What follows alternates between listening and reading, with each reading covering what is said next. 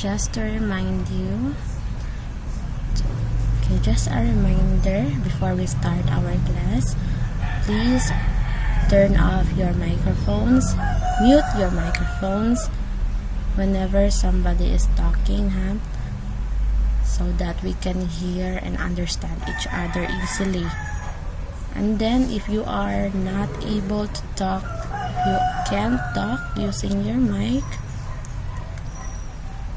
and especially when there are a lot of noise around you, you may use the chat box here. Please type your answers in the chat box.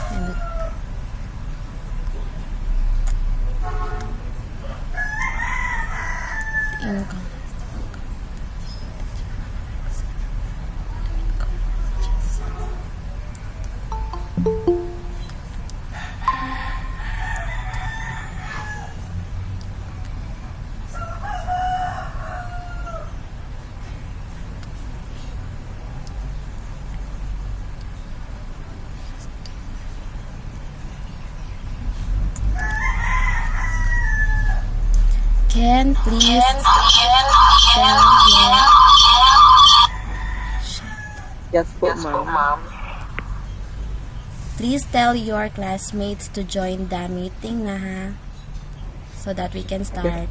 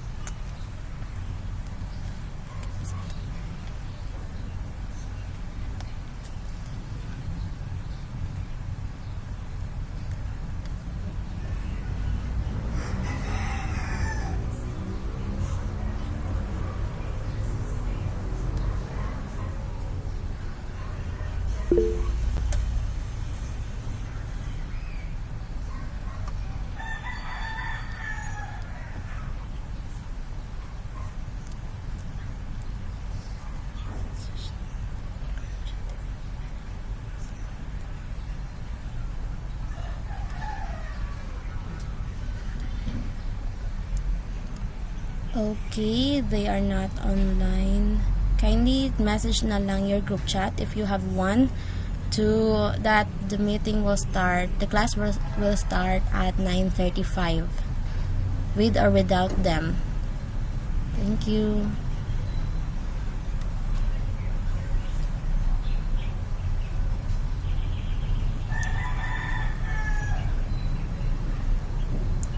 Thank you, Ken. Let's just wait until 9:35.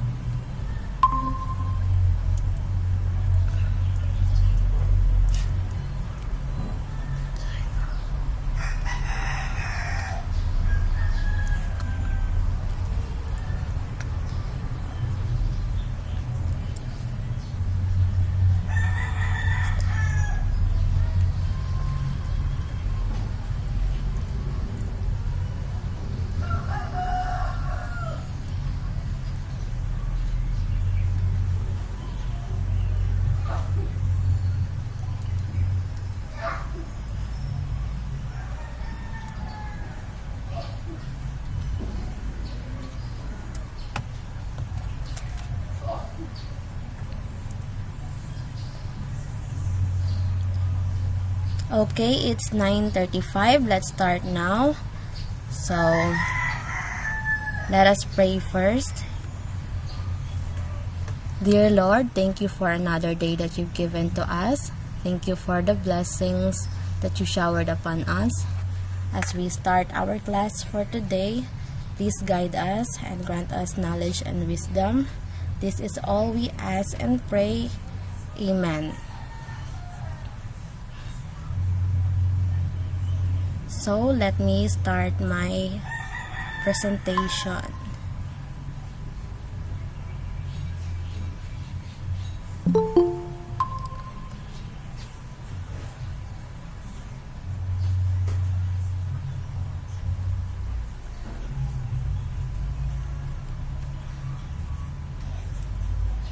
So, before we start, I just have to introduce myself first. I am Gillian Cuestas and I will be your teacher in this subject, which is the oral communication. And I just wanted to remind you before we start our discussion that please mute your microphones so that we can understand each other without the noise. And also, if you are not able to talk using your phone whenever I ask you to answer, just use the chat box below. Okay. So now, let's start here with this activity. Okay, you have to guess the word according to the given definition. So, number 1, what is the word for the number 1 definition? A style of dress, speech, writing, behavior, etc. Formal. Which is very correct and suitable for official or important occasions. What is that, Ken? What is your answer, Ken? Formal, ma'am.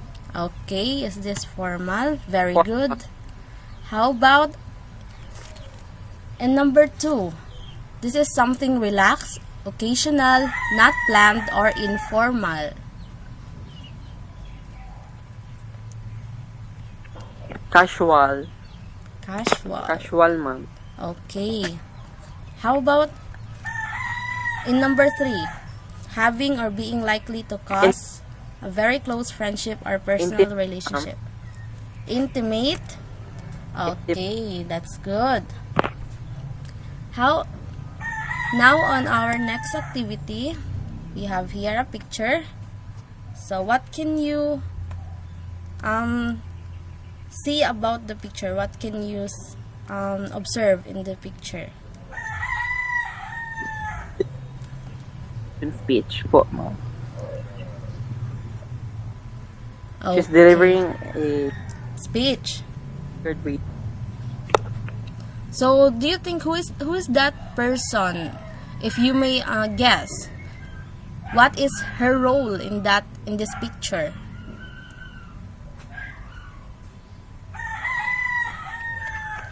She's the speaker. She's the speaker, ma'am. The speaker. So, have you experienced delivering speech before or being a speaker? Yes, ma'am. When? When was In that? different ways and different platforms. Okay, very good. So, this picture here, she is delivering a speech. So, it is connected to our topic. But before we know our topic, let's know first our learning objectives. So, at the end of the lesson, the students will be able to identify the types of speech style, realize the importance of knowing types of speech style, and then make a speech using one type of speech style. So, later on, we're going to check if we have met all of these before we end our class. So now let's go to our topic, which is the types of speech. Types of speech style, rather. So what is types of speech style? According to Jules Martin, 1976, a linguist and German professor, speech style, he said, refers to the form of language that the speaker utilizes, which is characterized by the level of formality. So speech style is a variation of speech which is used when people communicate with the others. Each person has different style when they speak depending on their situation. So according to Jules, speech style is identified into 5 types: the frozen, formal, consultative, casual, and intimate. So let's start knowing the frozen style. Frozen style is used generally and in very formal settings. The most formal communicative style for the respectful situation. It does not require any feedback from the audience. Usually, it uses long sentences with good grammar and vocabulary. The use of language is fixed and relatively static. So, frozen style, from the word itself, frozen, it is static. It doesn't change from the first time it was made. It is the most formal communicative style. It usually used during respectful events and ceremonies. This style discourages feedback or questions for clarifications from the audience or the listener, which is why it is important that words are precise and carefully chosen. So an example of frozen style speech is the Pledge of Allegiance or the Panatang Makabayan. So we have encountered this Panatang Makabayan, right, when we were elementary. So from before up until now, the Panatang Makabayan hasn't changed because it is a frozen speech style. It always stayed the same, and as you can see, they uses some words and the grammar use was correct. Another example is the school creed, Tayo'y Dabawenyo, the national anthem, and the school hymn. So these are the examples of the frozen style. Next is the formal style. Formal style is used in speaking to medium to large groups. It may also be used in single hearers, strangers, older persons, and professionals. The speaker must frame whole sentences ahead before they are delivered and avoid using slang terminologies. The language is comparatively rigid and has a set, agreed upon vocabulary that is well documented and is often standard variety. Formal style are straightforward speeches. In this style, the speaker avoids using slang terminologies. What the speaker says is something that has been prepared beforehand. So, communication using the formal speech type is one way in which the speaker simply transmits information to the listener. The formal type of speech style often does not encourage listeners' participation or interaction among communicators. So that is formal style of speech style. So an example of that is here, meetings, speeches like graduation speech, school lessons, court, corporate meeting at a swearing-in ceremony, interview, or in a classroom.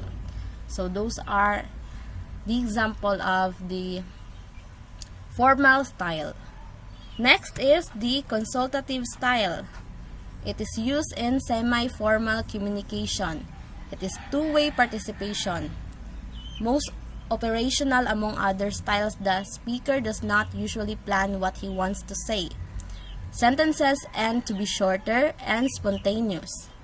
Third level of language. The speaker will supply background information, while again, the listener participate continuously.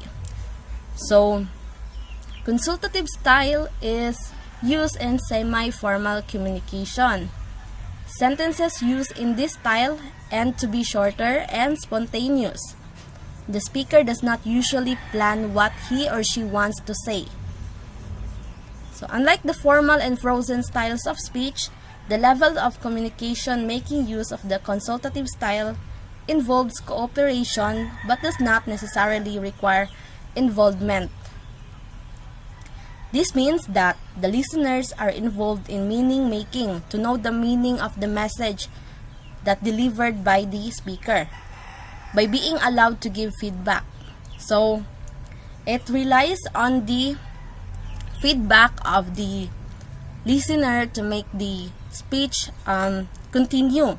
For instance, if the information presented by the speaker is insufficient or unclear, the listener may ask for elaboration or clarification. On the other hand, if there is too much information, the listener may say, "I know" or "I understand," to imply that the speaker does not need to elaborate. So, for example, also during your classes, after your discussion, so your teacher may ask you if you have some questions or clarifications. So if you say yes and you tell your you say your question, your teacher may continue and clarify and answer your question. However, if you say no, you don't have any question, the conversation will stop there and then move on to another discussion. So that is the consultative style. Another examples are regular conversations at school, companies, group discussion, teacher-student, doctor-patient, expert-apprentice. Next is the casual style. The language used between friends is often very relaxed and focused on just getting the information out. Slangs are quite often used in these instances, used in informal situations and language, and the relationship between the speaker and the hearer or the listener is closed. Known as the informal style is usually used between friends or even insiders who have things to share. There is free and easy participation of both speaker and listener. So, casual style is an informal communication between groups and peers. Casual speech is characterized by slang meanings or expressions that are easily understood by the communicators without being given too much information. An example of this is casual conversation with friends, family members, chats, phone calls, and messages.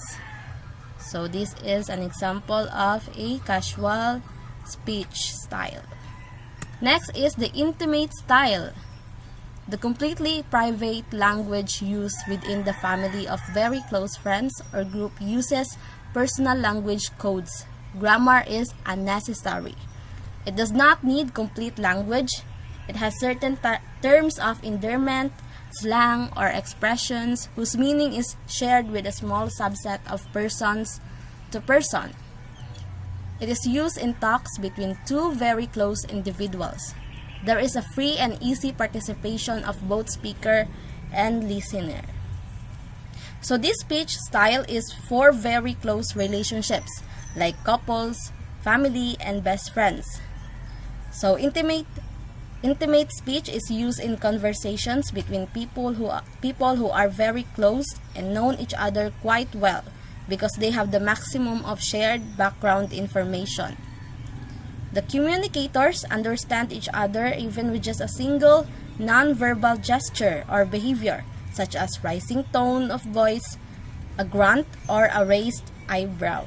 For instance, when a child forgot to close the door, then his sibling will just say the door. So the child immediately understood that what his sibling means is that he forgot to close the door, or he must close the door. So that is an intimate style. They have their own understanding of the codes that they are using. Even it's just a short amount of verbal words. Next is an example of that is husband and wife conversations, girlfriend and boyfriend conversations, closed door conversations. So those are the 5 types of speech style. The frozen, the formal, the casual, the consultative, the intimate. So, do you have any questions about the discussions?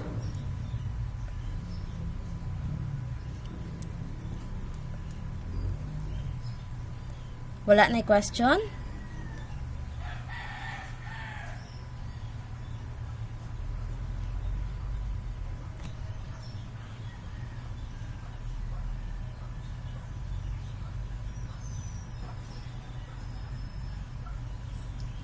Okay, let's proceed now to is the receiver necessary to feedback?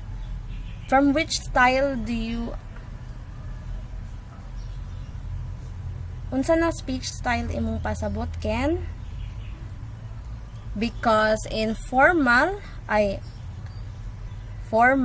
so in formal, there, no, wait.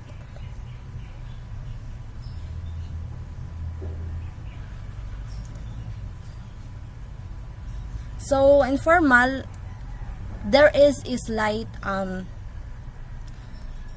feedback from the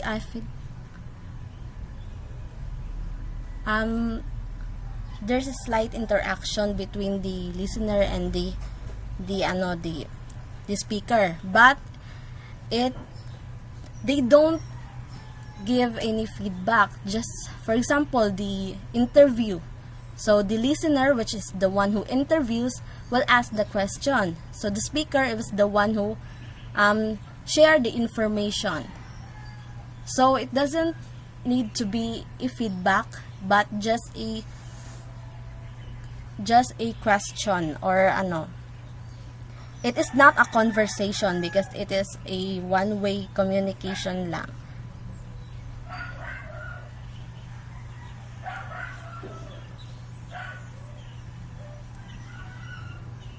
Napay question?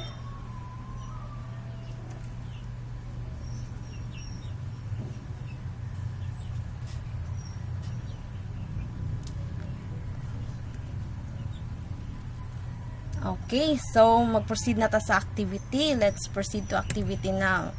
So I have here some speech examples. So what you're going to do is to identify what type of speech style used in each of the given speeches. So we have here number 1. So the person number 1 tell me about yourself, and then the person number 2 deliver the speech. What type of speech style is used in this speech?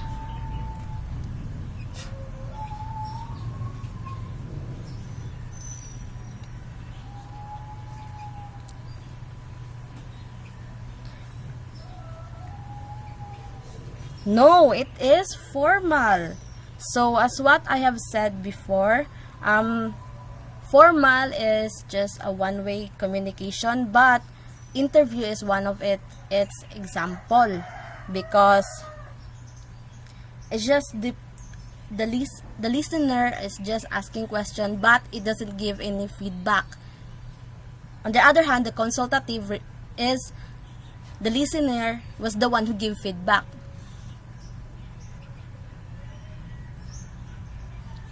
But in formal, for example, in an interview, the one who gave information was the speaker is himself.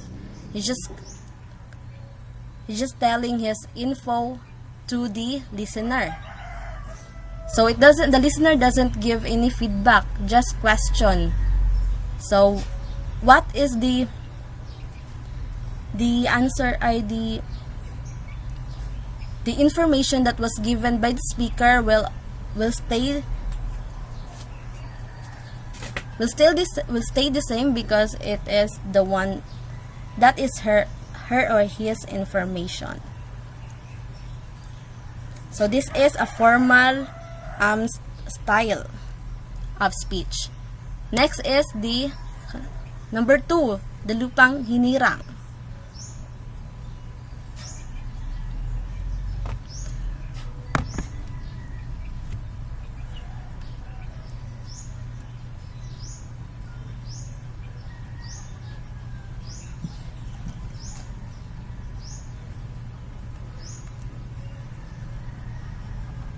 Wait a minute.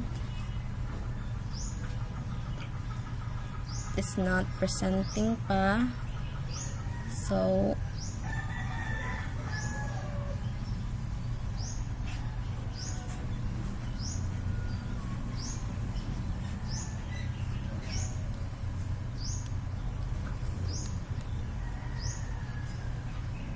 number 2, what type of speech style is used in the number 2? Frozen style. Okay, very good. How about number 3?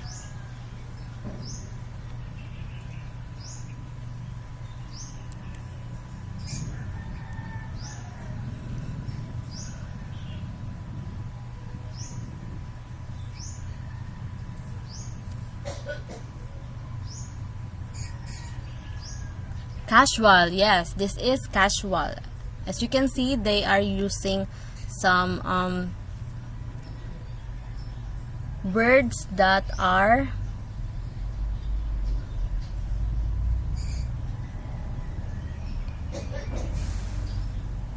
using some slang words such as your, for the, this one, but they both know the meaning of those.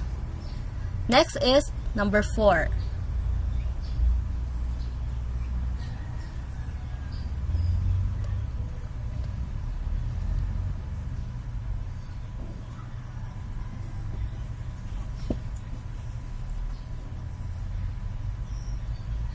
Okay, consultative. So number 5, the last one, intimate. Okay, very good. So it seems like you've already understood those speech style. So now I have some questions just to generalize our lesson. So what are the 5 types of speech style again? The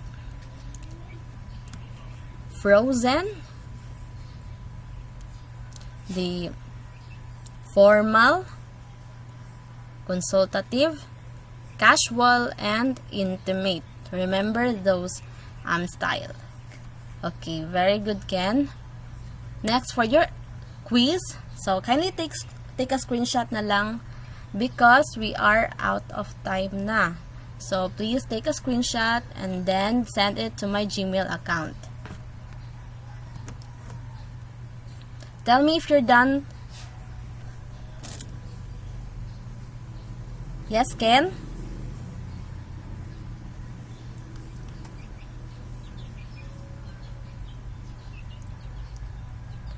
Yes. Ako po yun.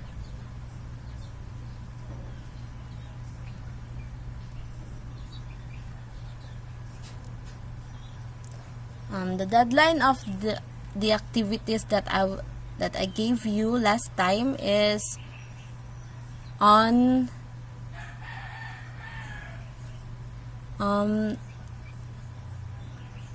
wait a second. On Wednesday or November 3. Kindly remind your classmate na lang ha that the deadline of the activity that I gave you on the world religion subject will be on Wednesday, November 3.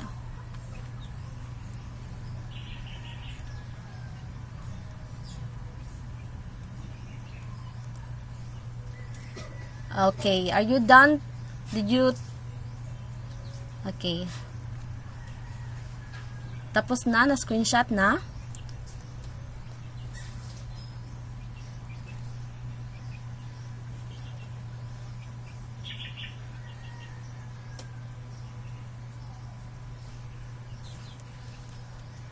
Na-screenshot na ang quiz?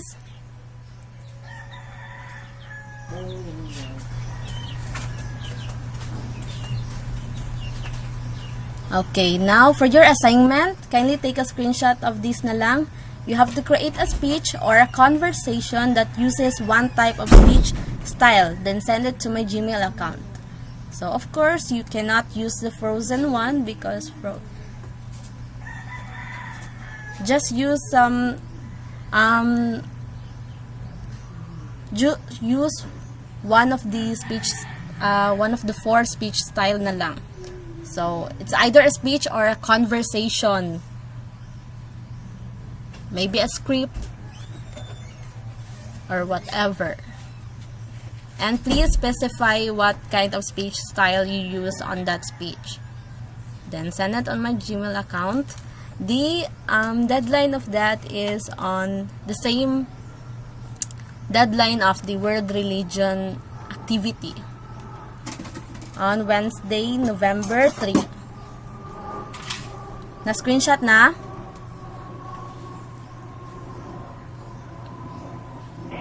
Yes po, ma'am. Okay, now let's go. Wala na ba? Wala na yung question? Clarification? Negative reaction?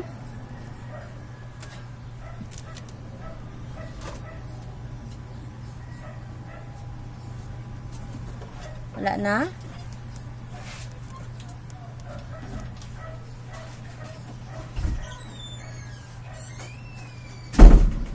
Okay, let's go back na to our learning objectives. So we will check if we have met all of our objective for today. So did we identify the types of speech style? Of course we did. We did. The types of speech style are the formal, casual, consultative, formal, and frozen, and intimate. Then did we realize the importance of knowing types of speech style? Of course we did, because without those speech style, we cannot interact with other people with regards of the respect that we should give unto our audience, of course. So, next is, did we make a speech using one type of speech style? Of course, yes, but to be done pa. So please submit your activity before the deadline or on the deadline itself. So that would be all. Thank you and see you again.